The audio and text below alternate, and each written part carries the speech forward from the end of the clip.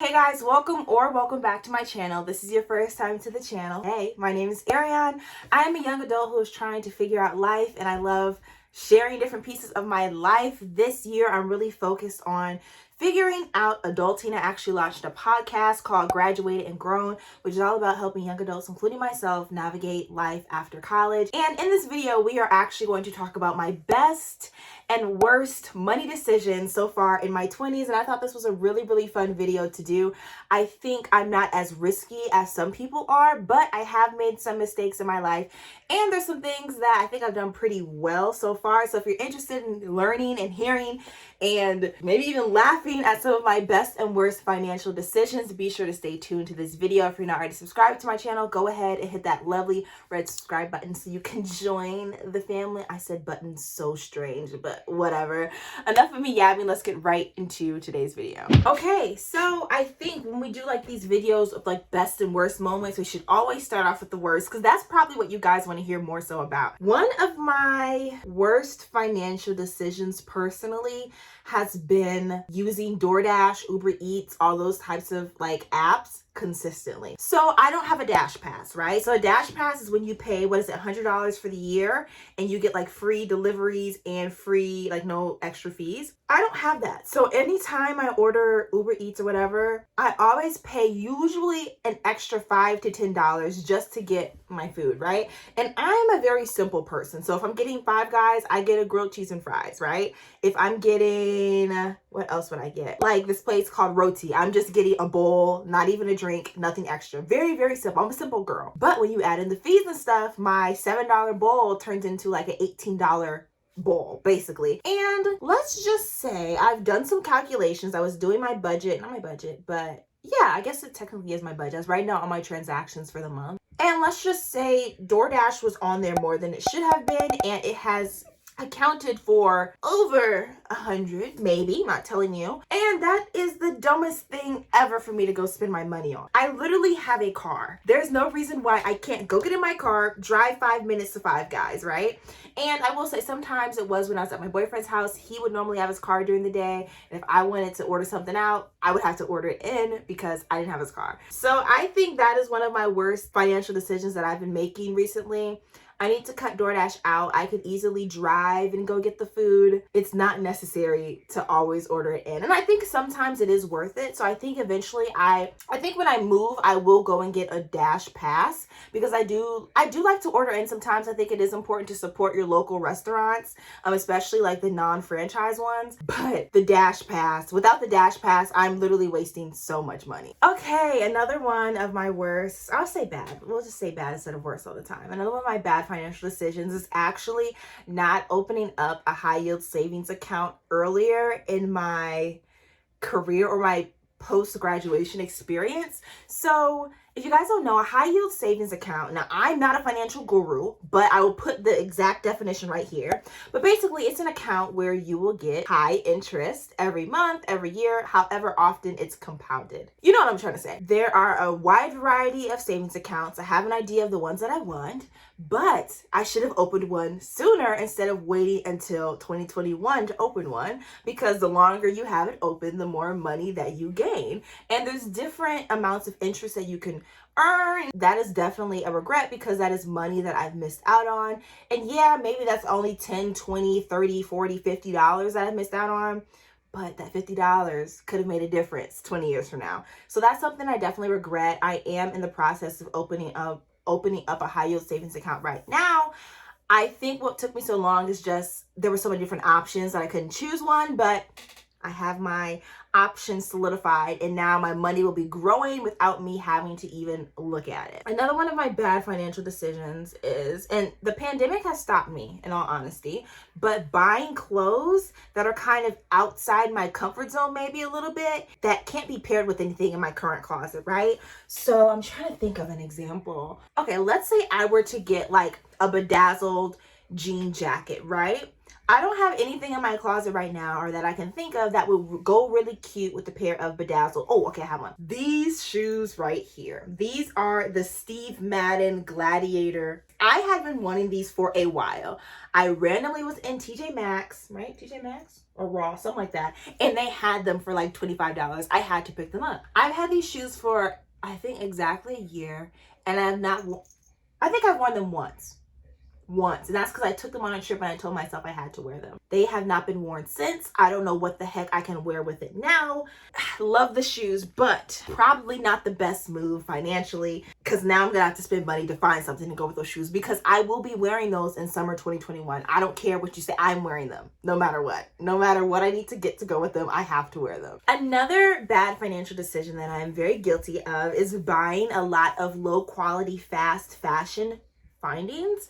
So fast fashion, you know, those are places like Fashion Nova, Shein, like Pretty Little Thing, everywhere that the internet buys, that's fast fashion. But places like, you know, I honestly can't really give you, I was gonna say places like Zara may not be fast fashion, but maybe they are.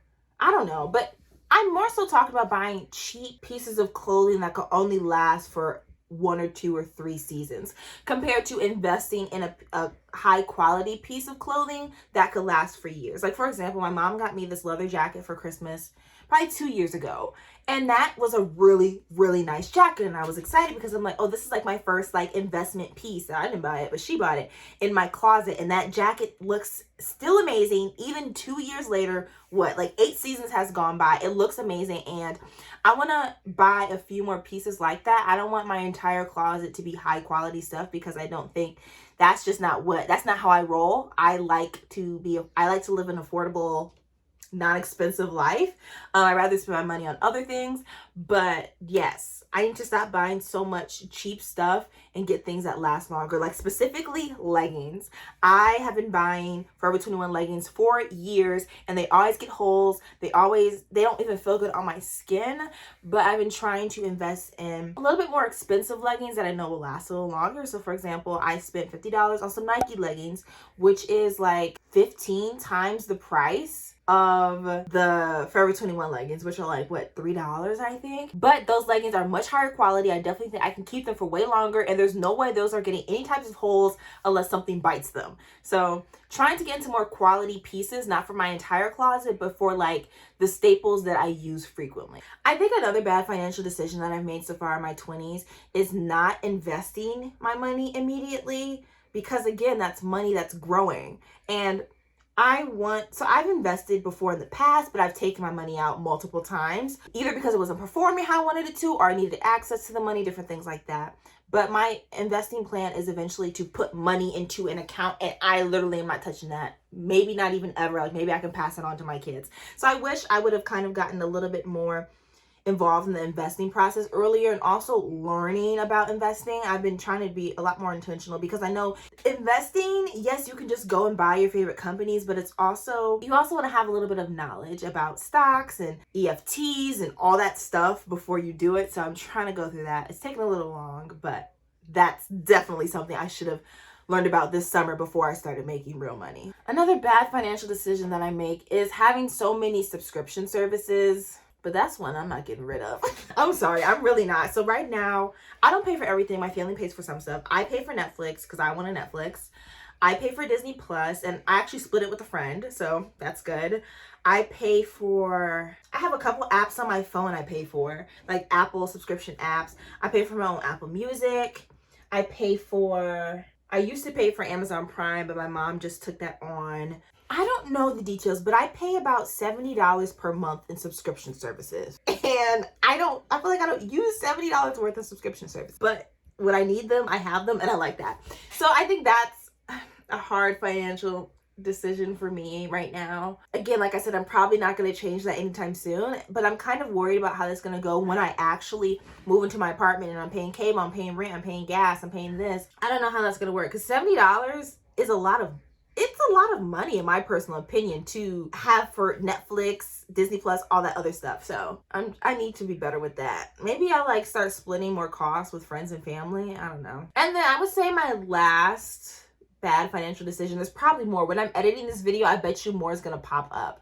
But another bad decision that I've made is not following a budget. I think, okay, I'm not going to give you all my details, but Christmas time or December and January, I needed a budget. Looking back, I needed a budget. And I know December and January, so December 2021 and 2022, January, I will be having a budget and I will be sticking to it. I will be taking money out of my checkings and putting it in savings and not touching it because I got a little too happy this year. And after looking at my spending and my credit card, I just it was not good. Okay. So I need to be better with creating a budget and actually sticking to it. I think that's very, very important. For the month of May, that is my goal. I kind of have an idea of how much I want to spend. And I don't want to live like the dad from Everybody Hates Chris, forgot his name, Julius. I don't want to live like Julius. I don't want to live like Mr. Krabs. I believe in treating myself. I think I've worked hard and I deserve to treat myself and to live a certain way, but at the same time, I also am a huge fan of working hard now and living later. So just trying to balance that. But yeah, I definitely need to. I have a budget. I have one. I just don't follow it. And it sends me reminders. You are X amount over this category. I thought shopping was my biggest category each month. No, it's food. I eat out too much and I buy too many groceries. I grab random fast food things and I buy too many groceries. Moral of the story. Okay, now let's go to the best part, or my best financial decisions so far in my 20s. Let's end this video on a happy note. Actually going on vacations and trips. And some of you guys are probably like, what? That's not smart. But it is for me personally because I really value experiences. And that helps me like mentally, emotionally, physically, all that stuff. Just going and like releasing those, endorphins? Just being with people, like seeing old friends from college, meeting new people is really, really good for me. And I think that is well worth the money. So vacations and trips are one of the best financial decisions that I've made so far, and I'm so happy about it. And I would say that includes both in college and post-college. Another really good financial decision for me, even though sometimes I am not so sure, is actually deciding to stay at home for an entire year and save my money. I think this is helping me get on the path of where I want to be as an adult. And even though, sometimes it's annoying to just be at home, you want to have your own space, just being able to save money, because this is literally the only time in my life where I will be able to save X amount of my paycheck and it can just sit somewhere. Compared to like me, like when I move, I have to pay rent. I have to pay this. If I get a new car, I have to pay a car note. I have to once post-pandemic, the beauty appointments are going to start returning and stuff like that. So it's been a huge blessing. And honestly, it was a great decision on my behalf to stay at home for a year and save up this money. So, and also me staying at home and saving this money has allowed me to go on more trips and adventures that I might not have been able to go on if I had moved out earlier.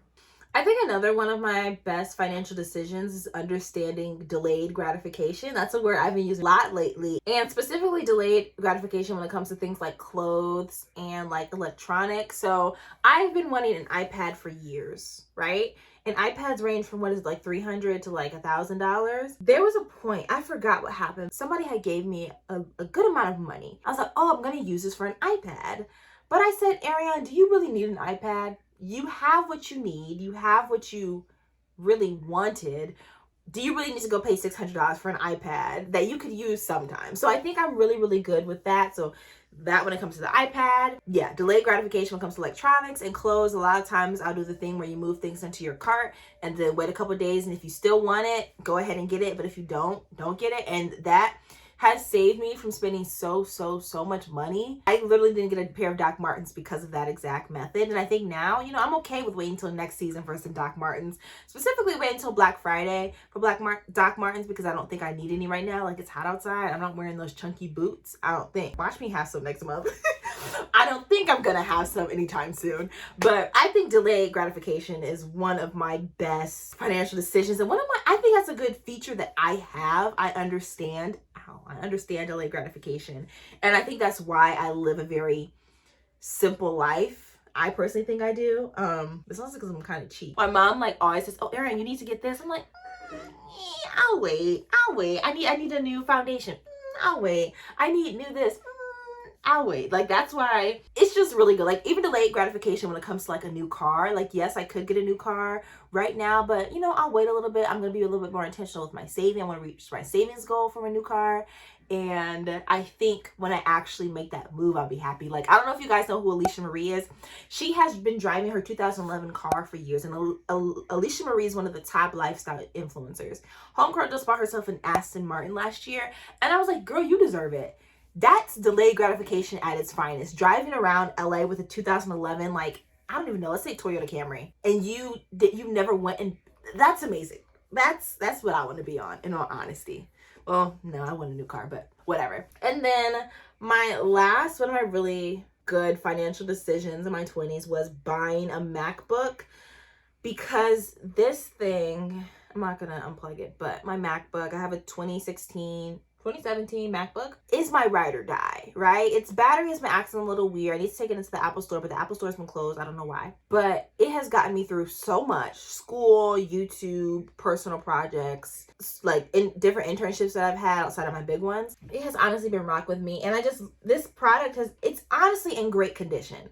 After 4 years, really, really great condition, minus the battery experience. And I think because I edit on it, it may not be as fast as it used to, but I think that was a great choice for me. I know a lot of people that don't have MacBooks that get like random HPs, no offense, but like the HPs and the Chromebooks, yes, I think those do the job, but I don't think they're the best for longevity. I would rather much drop a band on a computer that I know will last for a long amount of time, instead of spending $250 on a computer that I'm probably going to need a new one in 2 years or even a year. So I think that was a really, really great financial decision. I'm trying to think if there's anything else. That's all I have on my list. Oh, another really good financial decision I think I've made is, you know, when you get paid from your job, you have the option to kind of like split up where your money goes. I think that's been really, really good. So all of my money does not go into one account. I have it go technically into 3 different accounts, and it's about to be 4, just because, especially since I'm staying at home and I don't have huge bills every month, I don't need a big lump sum of money in my checkings, right? So I have some money going to this checkings, this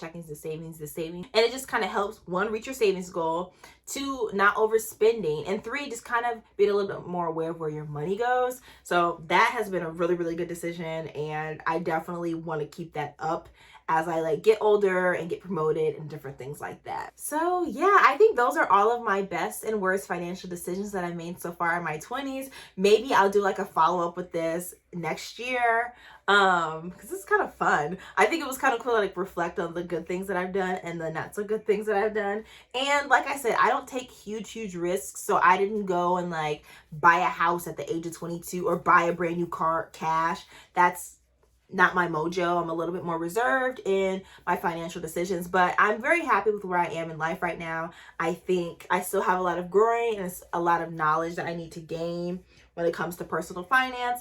But yeah, I hope you guys enjoyed this video. I hope you guys do some self-reflection about some of your best and worst financial decisions. But that's all I have for you guys. If you're not subscribed, again, go ahead and hit that lovely red subscribe button down below. And I will see you guys in my next video. Bye.